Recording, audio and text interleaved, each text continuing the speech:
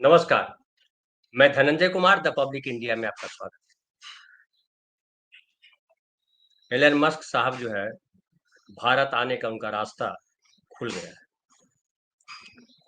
अब जो service provider company है एयरटेल और जियो इंटरनेट जो प्रोवाइड करती है, दोनों कंपनियों ने जियो और एयरटेल दोनों ने मिलकर के स्टारलिंक के साथ जो एग्रीमेंट है वो साइन कर दिया है। और अब दोनों के कंधे पर बैठ करके जो स्टारलिंक के मालिक हैं एलन मस्क, वो भारत आ रहे हैं। अब कहा जा रहा है कि स्टारलिंक के आने से फायदा ये होगा कि उसकी फायदा गिनाना पड़ेगा ना हमको। फायदा ये होगा कि जो ट्रेडिशनल ब्रॉडबैंड प्रोवाइडर्स, यानी अभी जिस तरह से हमको इंटरनेट मिलता है, ब्रॉडबैंड मिलता है, वो ट्रेडिशनल है, पारंपरिक तरीके से फाइबर के थ्रू है। लेकिन वो जो है सैटेलाइट के थ्रू मिलेगा, वो जो स्टारलिंक का है।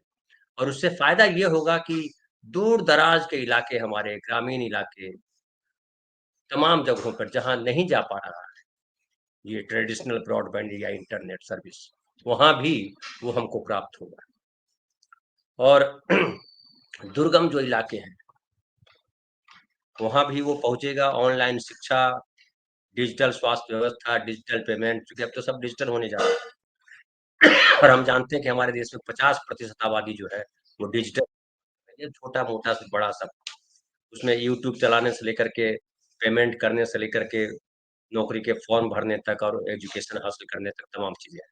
विदेश में हम बात करते हैं, वो भी शामिल है कि हम यहाँ से बैठ के अमेरिका बात कर लेते हैं अपने भाई से, अपने किसी रिश्तेदार से, अपने किसी दोस्त से। पैसा हमको नहीं लगता है, चूँकि जो व्हाट्सएप है, उससे हम फ्री सर्विस ले लेते हैं इंटरनेट के थ्रू।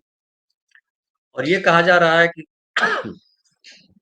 अब इसके बाद जो है, जो प्राकृतिक आपदाएँ होती है, कई बार वहाँ दूर-दराज पहाड़ी इलाका है, समुद्री इलाका है, बर्फीला इलाका है, जहाँ पे कोई दुर्घटना घट जाती है और वहाँ से खबर आ पाना मुश्किल हो जाता है कि क्या हुआ, नहीं हुआ, कैसे हुआ।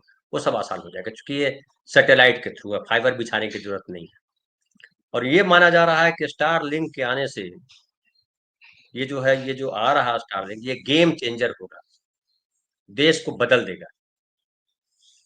और क्या बदलेगा, इसको भी ज़रा समझिए, बड़ा इंटरेस्टिंग है ये समझना। अब ये जो दूर-दराज के जो इलाके होते हैं, वहाँ पे इंटरनेट तो छोड़िए, इंटरनेट तो बहुत ऊँची चीज़ है, नई टेक्नोलॉजी है, बैंक उपलब्ध नहीं है, दुकानें नहीं हैं। आप जाइए दूर-दराज के गाँव में, आपको हर सामान नहीं मिलेगा आसानी से। वहाँ कई तरीके की असुविधाएँ हैं। वहाँ बड़ी-बड़ी कंपनियाँ नहीं मिलती हैं, उनके कंपनियों के प्रोडक्ट जाते हैं, छोटे-छोटे सैंपल, लेकिन बड़ी-बड़ी कंपनियों के ऑफ़िसेज़ नहीं हैं और इंटरनेट की सुविधा भी नहीं है, बैंक नहीं है, और भी चीज़ें जो चाहिए वो नहीं है। उसकी वजह ये है कि जो प्राइवेट कंपनियाँ होती हैं, वो मुनाफ़े के लिए काम करती हैं। जहाँ से उसको मुनाफ़ा नहीं होगा, वहाँ वो नहीं जाए। ये जो बैंकों का राष्ट्रीयकरण हुआ, उसमें एक बड़ी वजह थी कि जो प्राइवेट बैंक थे, वो ग्रामीण क्षेत्रों में नहीं जाते थे। आप जानते ही हैं कि 100 करोड़ आबादी जो है, वो उसके पास परचेज़िंग कैपेसिटी नहीं है, अपनी ज़रूरत के सामान भी नहीं खरीद पाते। और वो सबसे ज़्यादा इलाके जो हैं, वो गरीब इलाके हैं, जो ग्रामीण इलाके हैं, दूर-दराज के इलाके हैं, वहाँ ये ज़्यादा आबादी है। वहाँ प्राइवेट कंपनियाँ नहीं जाती, चूँकि लाभ ही नहीं है, तो क्या करेंगे जा करके? इसलिए अगर देखिए कि अडानी साहब ने जो एयरपोर्ट भी लिया है, तो देश के सारे एयरपोर्ट थोड़े चला रहे हैं। वो देश के जो कमाऊ एयरपोर्ट हैं, वो चला रहे हैं। वो मुंबई है, दिल्ली है, लखनऊ है, इस तरह के जो एयरपोर्ट्स हैं, वो चलाते हैं। बाकी सरकार चलाती है। चूँकि सरकार का काम है, मुनाफ़ा कमाना सेकेंडरी है, या कहिए गौण है। सरकार का मूल काम है अपने नागरिकों को सुविधाएँ देना। दुनिया की जो दौड़ है, दुनिया का जो कदम-ताल है, उसके साथ चलना, कि हमारे नागरिक भी वो तमाम सुविधाएँ हासिल करें, जो दुनिया के बाकी देशों के लोगों को सुविधाएँ प्राप्त हैं। ये सरकार की भूमिका है। तो अब जो स्टारलिंक आ रहा है, तो उससे ये कहा जा रहा है कि जो गेम चेंजर इस तरह पे साबित होगी कि कहीं भी दुर्गम इलाकों में भी व्यवस्था की जा सकती है। पुलिस, सेना के जवान कहाँ-कहाँ रहते हैं। तो एक ये समझिए कि इसके सबसे बड़े उपभोक्ता जो होंगे, वो सरकार होगी। चूँकि बैंक है, स्कूल है, हॉस्पिटल है, ये सब तमाम चीज़ें जो दूर-दराज के सेना के इलाके हैं, पुलिस व्यवस्था है, सरकार के ऑफ़िसेज़ हैं, तो सब जगह ये सुविधा उपलब्ध हो जाएगी। और आम आदमी कहाँ उपलब्ध करेगा उन इलाकों में? एक सामान्य खर्चे के लिए पैसे नहीं है तो क्या होगा? लेकिन सरकार में एक बदलाव आएगा, सरकार की पहुँच हर जगह होगी। लेकिन बदले में सरकार को बड़ी कीमत चुकानी पड़ेगी, क्योंकि ये जो स्टार लिंक बताया जा रहा है कि वो ये जो नॉर्मल हम लोग को ब्रॉडबैंड मिलता है उससे 18 गुना कम से कम महँगा होगा। मतलब अगर हमारे घर में जो लगा हुआ है इंटरनेट, अब तो 2 लगा हुआ है, 1 से काम चलता नहीं, क्योंकि कब कौन धोखा देगा पता नहीं। हमारे यहाँ जियो भी लगा हुआ है और इंटरनेट भी लगा हुआ है। एलन मस्क जो स्टार लिंक है, दोनों के साथ समझौता हुआ करार हुआ। तो एक जो है मेरे पास वो ₹588 लगता है एयरटेल का, और जियो का 450 के आसपास इसका भी है, 488 या समथिंग। मतलब कुल मिलाकर के समझ लीजिए कि 1000 के आसपास मेरा इंटरनेट पे खर्च लगता है। ये मिनिमम वाला है, मैक्सिमम वाला नहीं है, मिनिमम वाला है। 1000 रुपये पर मंथ खर्च है। ये हमारा खर्च 500 में भी चल सकता था, लेकिन पता नहीं कब कौन बंद कर देगा, इसलिए वो जो है एक्स्ट्रा पे करना पड़ता है। अब इसका 18 गुना यानी 18,000 समझ, अगर 1000 हम पे कर रहे हैं, या अगर आधा भी कर देते हैं, समझिए हम जो है 9000 पे करते हैं, ये 600 पे करते हैं, तो 6 को 18 से गुना करिए, 18 पचे 90, 18 छक्का टोटल से 10,000 के करीब पड़ेगा। आम आदमी के पकड़ में है? नहीं है, सरकार के लिए है, क्योंकि सरकार जो है वो लोगों को सुविधाएं देने के लिए है। अब ये भी कहा जा रहा है कि स्टार लिंक के साथ भी ये सर्विस आ रही है, इससे कंपटीशन नहीं होगा, इंटरनेट कंपनियों में कोई कंपटीशन नहीं होगा। मतलब ये कहा जा रहा था कि स्टार लिंक आएगा तो सारी कंपनियां खत्म हो जाएंगी, कंपनियों का क्या होगा, कब्जा कर लेगा अमेरिका। अब कहा जा रहा है कि नहीं, ऐसा कुछ नहीं, प्रतिस्पर्धा नहीं होगी, वो जो है पूरक है, सप्लीमेंट्री है, वो सहयोग करेंगे, कंपनियां यही चलेगी, लेकिन वो सपोर्ट करने के लिए, जैसे हमने समझिए 2 इंटरनेट लगाया, तो वो भी रहेगा, वो भी रहेगा, ये आपको कहीं गड़बड़ी ना हो, विपत्ति काल में वो काम आ जाएगा। लेकिन इसको समझिए, ये हमें बरगलाने का कितना अच्छा साधन है। अब कंपटीशन तो है और मोनोपोली है, स्टार लिंक के अलावा कोई आपके पास रास्ता नहीं। हमारे देश में जो है कंपटीशन कमीशन है बना हुआ, जो ध्यान रखता है कि इस देश में कोई कंपनी मोनोपोली क्रिएट ना करे, क्योंकि मोनोपोली क्रिएट करने का मतलब होता है मनमाना पूर्ण काम करना, मनमानी करने लगेगा। समझिए एक ही ब्रॉडबैंड है, जियो देता है या एयरटेल देता है या अब तो स्टार लिंक है, वो बंद कर दे कल कि लेना है, इतना पैसा बढ़ा दिया है, लेना है तो नहीं, नहीं तो गीत गाओ, तो क्या करिएगा? जाके मार के लीजिएगा, आपके पास कोई रास्ता नहीं। सरकार के पास समझिए पासपोर्ट बनाने के अधिकार है, या कुछ भी अधिकार है सरकार के पास, कानून बनाने का या कुछ भी करने का। पुलिस के पास अधिकार है, तो पुलिस जैसे चाहे आपको हैंडल करती है। कानून व्यवस्था है जो आपको बचाती है या आपको चीजें होती हैं उसकी। तो ये जो है कंपटीशन कमीशन था कि वो मोनोपोली नहीं होने देगा, किसी को मनमाने पूर्ण तरीके से काम नहीं करेगा, और सबको सरकार के बनाए कानून के अनुसार काम करना होगा। ये कंपटीशन कमीशन था। लेकिन अब स्टारलिंक पे क्या करेगा कंपटीशन कमीशन, जरा हमको समझाए। फिर एक जो सबसे बड़ा संदेह आ रहा है वो ये आ रहा है, जो खतरा बताया जा रहा है कि अब सारा डेटा जो है, अभी देखिएगा तमाम चैनलों पे चलेगा, सारा डेटा तो अमेरिका के पास चला जा रहा है, हमारे पास क्या बचेगा? और हमारी जो निजता जो है वो खतरे में पड़ जाएगी। फिर कई लोग कहते हैं कि आधार कार्ड बनाया, इसका डेटा चला गया, हमारे मोबाइल नंबर कहीं और है, उसका डेटा चला जा रहा है। मैं थोड़ा और आगे बता देता हूँ, ये जो हम यूट्यूब चला रहे हैं ये भी तो अमेरिका के पास है, जो गूगल है वो भी अमेरिका के पास है, जो डिजिटल पेमेंट करते हैं वो भी अमेरिका के ही पास है। तमाम चीजें आपके पास क्या है, हमारे पास क्या है?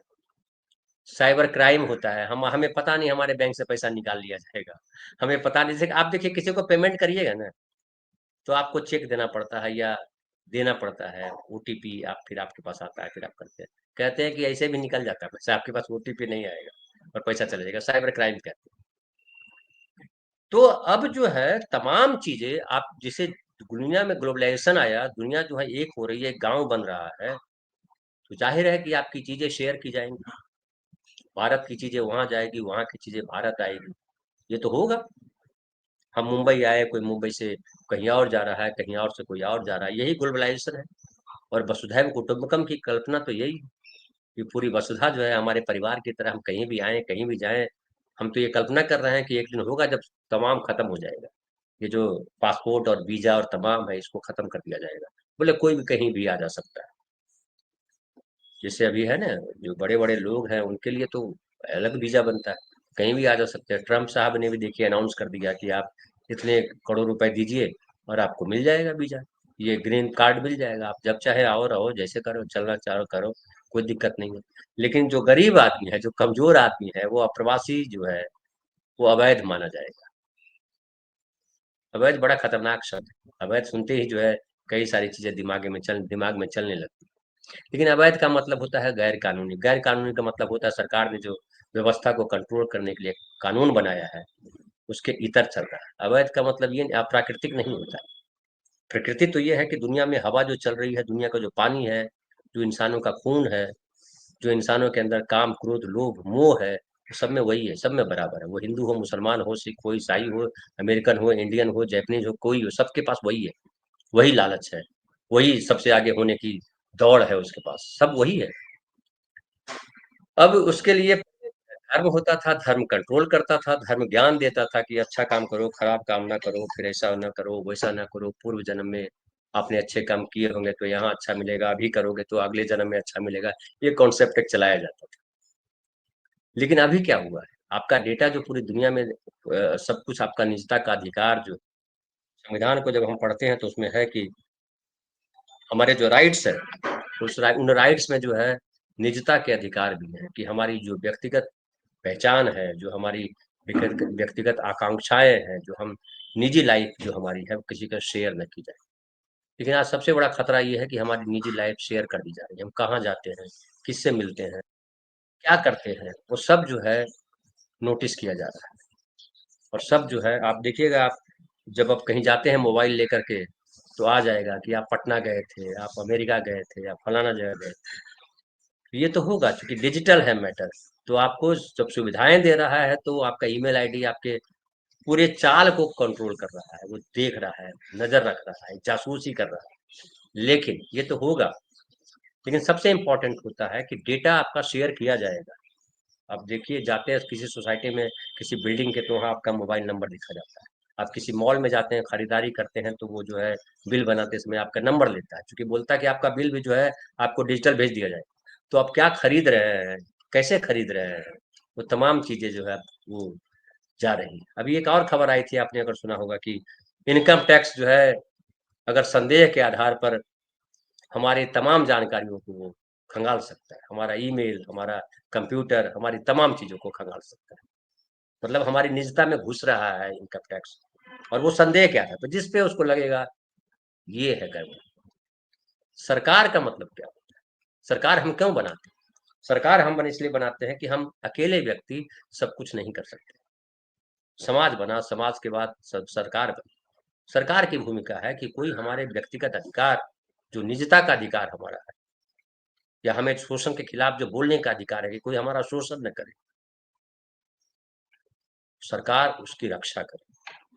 सरकार को इसलिए, अगर पुरानी बात करें, राजाओं के जमाने की बात कीजिए तो अशोक की बात आती है, तो या कई राजाओं की बात आती है, जहाँ अशोक का मैं इसलिए कर रहा हूँ कि शिलालेख है। अशोक पहला राजा हुआ दुनिया में जो लिखा, जिसने लिखवाया शिलालेख।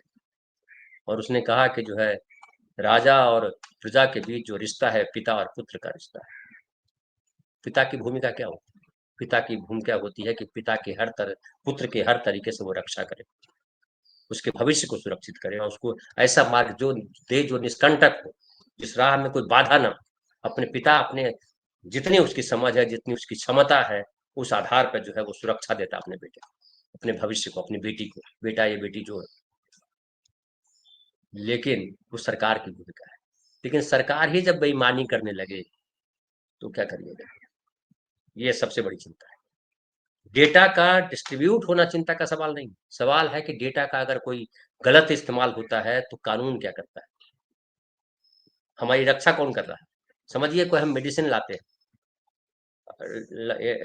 ये आ गए मस्क, पहली बार मस्क नहीं आए। आप जो जितनी दवाइयाँ खाते हैं, जितने जो इंस्ट्रूमेंट्स दुनिया के अलग अलग देशों से आते हैं, हथियार से लेकर तमाम चीज आते हैं, सबके रॉयल्टी भरते हैं, सबका पैसा भरते हैं।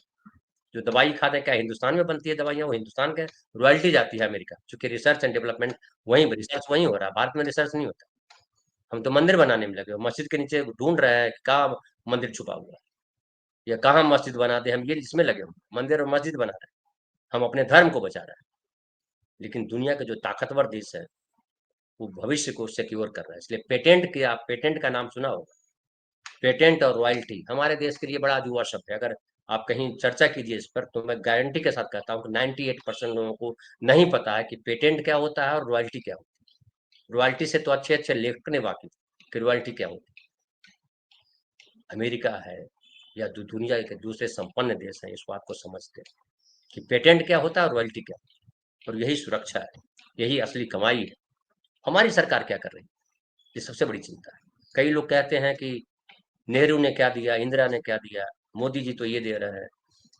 पढ़ेंगे तो पता चलेगा, अगर समझेंगे कि सुरक्षा कैसी होती है। अभी इंडसइंड बैंक जो है, खबर आई कल, उसका शेयर 27% डूब गया था परसों,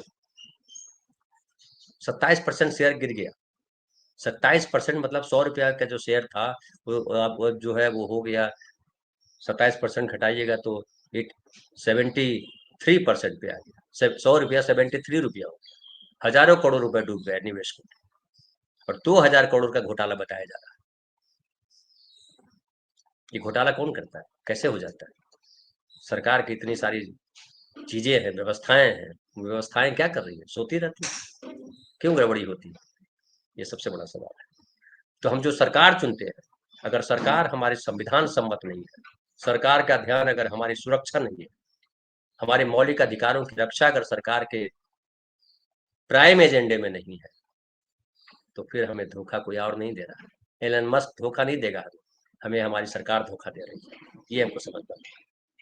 एलन मस्क से बचाने का काम जो है, एलन मस्क को रोकने से हम नहीं बचने वाले।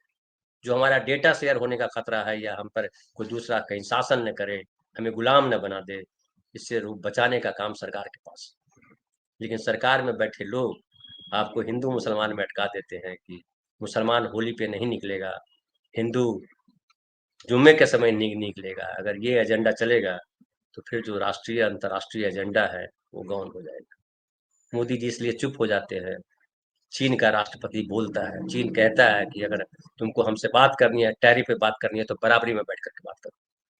तुम अगर सोच रहे हो कि हमको नीचे समझोगे तो हम मानने वाले नहीं। चीन ने कहा ही, कनाडा ने भी कहा, और कनाडा ने कहा तो वहां के जो जो प्रधानमंत्री है मार्क कार्नी, उन्होंने चेता दिया, कहा कि होश में रहो नहीं तो मुश्किल हो जाएगी। और अमेरिका के 51वां राज्य बनाने का जो सपना देख रहे हो ट्रंप जी, गुम हो जाएगा। और नतीजा हुआ कि ट्रंप के जो आर्थिक सलाहकार हैं उन्होंने कहा कि कनाडा से जो आयातित स्टील और एल्यूमिनियम पर टैरिफ लगाया गया था, दोगुना कर दिया गया था, वो फिलहाल रोक दिया गया। लेकिन हमारे प्रधानमंत्री, हमारी सरकार क्या कर रही है, ये सबसे बड़ी चिंता का विषय है। हम मस्त है कि हमने कुंभ में इतने लोग नहाए, रिसर्च पे कितना खर्च किया, हमारे जो इकोनॉमी है वो किस पे आधारित है, किस चीज पे हम बसे हुए हैं, हम क्या बनाते हैं, क्या बेचते हैं। ट्रेडिंग करने से देश बचेगा? इधर का माल लिया उधर बेच दिया, चार व्यापारी इधर का माल लेके उधर बेच देते, रसिया से तेल मंगाया नेपाल को बेच दिया, उससे देश की अर्थव्यवस्था बचेगी? देश की अर्थव्यवस्था बचेगी जब देश में उत्पादन होगा, देश के किसानों, देश के मजदूरों, देश के जो पढ़े लिखे लोग हैं, जो देश के, उन पे जब इन्वेस्टमेंट किया जाए, जब वैज्ञानिकों पे खर्च किया जाएगा कि आप रिसर्च करो, इतने हजार करोड़ रुपए देते हैं, आप ढूंढो इसके आगे टेक्नोलॉजी कहाँ जाएगी, इस पर खर्च किया, इस पर चर्चा होती है। तो एलन मस्क खतरा नहीं है, खतरा हमारी सरकार है, ये हमको समझना पड़ेगा। फिलहाल इतना ही, बहुत बहुत धन्यवाद। कल फिर बात करेंगे किसी नए विषय पर।